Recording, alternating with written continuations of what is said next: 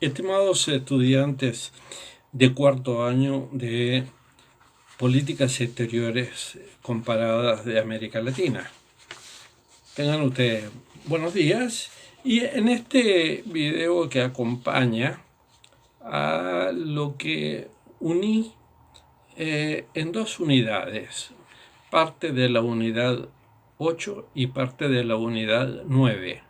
Porque a mi juicio el tratamiento de Perú, que estaba en una unidad, y Bolivia, que está en otra unidad, constituyen en sus relaciones con Chile y en el contexto del Cono Sur un subsistema que es muy importante de analizar como tal, porque sus problemas y las dificultades que existen y que se arrastran desde la historia del siglo XIX repercuten en el presente y tienen una proyección muy actual. Entonces, en este video que acompaña la clase de parte de las unidades 8 y 9, he optado por desarrollar en la misma el abordaje de estos dos países, y mi colega, el profesor adjunto Carlos Pierro, va a complementar lo referido a los otros países que corresponden a estas dos unidades. La razón es que ambos países tienen elementos históricos comunes y al mismo tiempo parte de esos elementos comunes, como son las alianzas y guerras que ambos países sostuvieron en contra de Chile en el siglo XIX, y sus consecuencias inciden hasta el presente en sus relaciones mutuas. Así como se da el caso en las relaciones entre Argentina y Brasil, mirado desde Buenos Aires hacia Brasilia, pero no en sentido inverso, donde para Argentina su principal país de referencia regional es Brasil, cosa que para Brasil desde hace varios años ya eso no corresponde. En el caso de Perú y de Bolivia, y tal vez con mayor fuerza en Perú, el más importante país de referencia es Chile. Como ustedes podrán apreciar de la bibliografía que se ha acompañado en el Word, estas afirmaciones corresponden a diplomáticos y a ministros de Relaciones Exteriores del Perú que han puesto justamente de relevancia esta cuestión. Pero no ocurre en forma inversa, aunque el peso del pasado histórico sí influye de manera decisiva en las políticas de defensa y de seguridad de Chile. Paradojalmente, y digo esto porque hablamos de países vecinos que se enfrentaron en dos guerras, las sociedades de estos países están muy interconectadas. Mientras hasta hace unos 30 o 40 años, porque posteriormente Argentina se transformó en el centro principal de atracción universitaria para la ciudadanía boliviana, hasta hace unos 30 o 40 años, una gran parte de los profesionales bolivianos estaba formado en universidades chilenas. Muchos matrimonios y familias en Perú y en Chile tienen algún miembro originario del otro país. Actualmente viven en Chile cerca de 300 a 320 mil ciudadanos peruanos y unos 150 mil ciudadanos bolivianos. La influencia de Chile en algunas instituciones bolivianas ha sido importante, como por ejemplo en la organización del Estado, del Ejército y de la Policía. De hecho, oficiales chilenos participaron como oficiales del ejército boliviano en la Guerra del Chaco contra Paraguay. Sin embargo, Desde 1962, a consecuencia de diferendos por el uso de las aguas del río Lauca, un río de tránsito internacional. Hay que recordar, entre paréntesis, que las regiones del norte de Chile, del sureste del Perú y del suroeste de Bolivia son muy desérticas.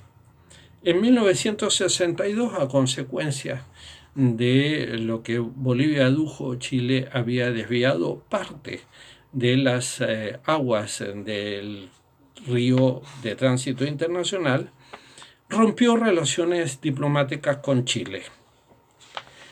Las relaciones diplomáticas fueron retomadas a iniciativa del dictador Pinochet y aceptadas por el dictador boliviano Banzer en el encuentro de Charaña en febrero de 1975, por cuya acta se establecieron conversaciones para una salida soberana al Pacífico con canje de territorios, canje que implicaba la cesión,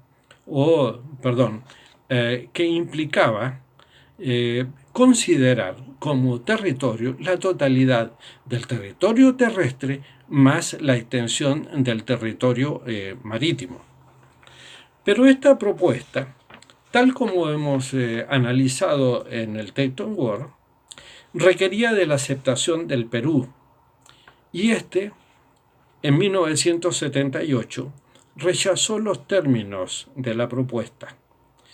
Bolivia, entonces, después de retirar su aceptación al canje de territorios, volvió a romper las relaciones diplomáticas con Chile, y esa es la situación en la cual se encuentran aún los vínculos diplomáticos entre ambos países.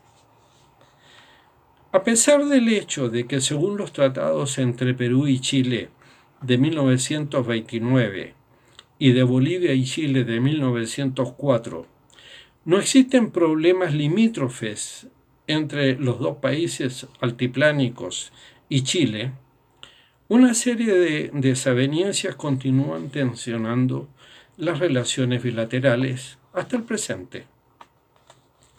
Bolivia y Chile comparten 12 cursos pequeños de agua en las zonas limítrofe, de los cuales el río Lauca, que nace en territorio chileno y desemboca en el lago Coipasa, en territorio boliviano, y el río Silala, que nace en territorio boliviano, pero desemboca en territorio chileno, han constituido razón de conflictos que se agregan a la aspiración boliviana de tener un acceso soberano al mar Pacífico.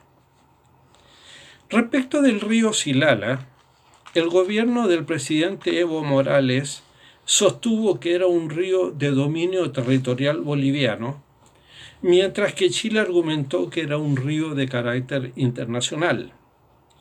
El tema no solamente era una cuestión de soberanía, sino el derecho unilateral, en el caso de Bolivia, al uso de sus aguas en una región desértica.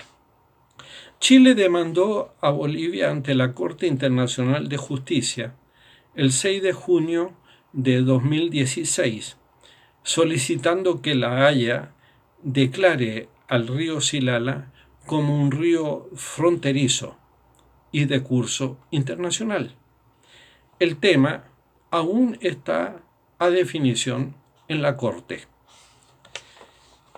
En lo que se refiere a las relaciones entre Perú y Chile, ambos países han tenido políticas de cooperación comunes frente al sistema internacional. Los dos países, con la posterior incorporación de Ecuador y décadas más tarde de Colombia, crearon la Comisión Permanente del Pacífico Sur, que fue la primera instancia internacional que reclamó para los países ribereños una zona económica exclusiva de 200 millas náuticas. Esta declaración, firmada en dos tratados, en 1952 y 1954, constituyó el antecedente y precedente para el posterior derecho del mar, que estableció internacionalmente la soberanía de las 200 millas de zona económica exclusiva. El 16 de enero de 2008, el gobierno peruano demandó a Chile ante la Corte de La Haya por entender que el límite de la proyección marítima y delimitación de las 200 millas de la zona económica exclusiva debía seguir la dirección hacia el sur, según la proyección del límite terrestre, mientras Chile sostenía que el límite marítimo debía seguir el paralelo de la línea ecuatorial. En términos jurídicos, Perú sostuvo que la delimitación del límite marítimo entre ambos países no estaba determinado, porque nunca se había firmado un tratado específico sobre los límites marítimos. Por su parte, Chile sostuvo que no había temas limítrofes pendientes entre ambos países, porque los tratados internacionales de 1952 y 1954, en el marco de la Comisión Permanente del Pacífico Sur, habían establecido las respectivas soberanías marítimas. La Corte Internacional de Justicia falló el 27 de enero de 2014 y otorgó a Perú una superficie marítima de cerca de 50.000 kilómetros cuadrados, que equivalen aproximadamente al territorio de la República de El Salvador. Aunque de ese territorio marítimo aproximadamente la mitad, Chile la consideraba o reconocía como alta mar. En contrapartida, la Corte Internacional de Justicia ratificó la soberanía y los derechos soberanos de Chile sobre 16.352 kilómetros cuadrados de mar que ya poseía y que explotaba desde hacía décadas.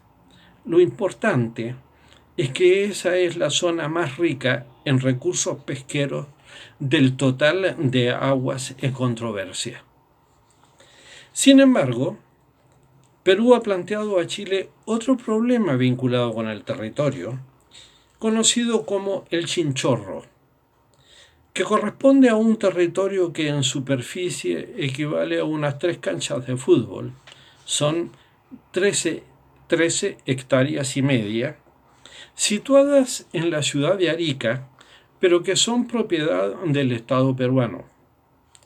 Originalmente, el terreno fue comprado por el gobierno del Perú para establecer allí a las familias peruanas que después de la Guerra del Pacífico no quisieron ser reasentadas en territorio peruano. El terreno actualmente está dividido por el cruce de la carretera panamericana y ambos sectores están abandonados. Chile ha sugerido su expropiación con el objeto de darle un uso económico y social. Perú señala que tiene proyectado construir allí un centro cultural del Chinchorro, que dependería administrativamente de la provincia peruana de Tacna. Obviamente no tiene derecho a soberanía territorial desde el punto de vista de la seguridad y la defensa. Sin embargo, hay sectores peruanos que se oponen a esta posibilidad de la construcción de ese centro cultural, porque tanto la construcción como el mantenimiento implicarían un alto costo económico en una zona que se enfrenta a un mal recibimiento por parte de la ciudadanía chilena. Ambas cuestiones, desde la mirada de muchos políticos peruanos, no justifica tal emprendimiento. En la actualidad, esos terrenos siguen abandonados, pero constituyen otro problema diplomático que enturbia las relaciones bilaterales. Finalmente, Un problema muy importante es el tránsito por el territorio desértico chileno de las regiones de Arica, Tarapacá y Antofagasta, de cocaína procedente de Perú y de Bolivia, que no solamente tienen en destino el mercado chileno, que desde este punto de vista es marginal, sino la importancia del mercado internacional, porque a través del Pacífico y de las vías aéreas, esta cocaína sale desde el territorio chileno en dirección principalmente de Europa. En conclusión, como puede advertirse, si bien la Guerra del Pacífico concluyó con tratados de límites reconocidos, los problemas bilaterales de Perú con Chile y de Bolivia con Chile continúan hasta el presente, impidiendo políticas de desarrollo fronterizo, políticas de integración y explotación conjunta de recursos naturales y mineros, como por ejemplo el litio. Además, mientras hay recursos energéticos de los que dispone Bolivia y en menor parte el Perú, mientras Chile dispone de recursos hídricos y acceso marítimo al Pacífico, que son esenciales para la provincia peruana de Tacna, cuya ciudad capital está a solamente 50 kilómetros de distancia de la ciudad de Arica. Y la importancia para Bolivia, esas potencialidades siguen estando sujetas a una mirada profundamente realista de las relaciones bilaterales que impide cualquier política de cooperación transfronteriza y trilateral. Con esto entonces damos por terminada esta parte que corresponde a las unidades 8 y 9. Así que tengan ustedes muy buenos días.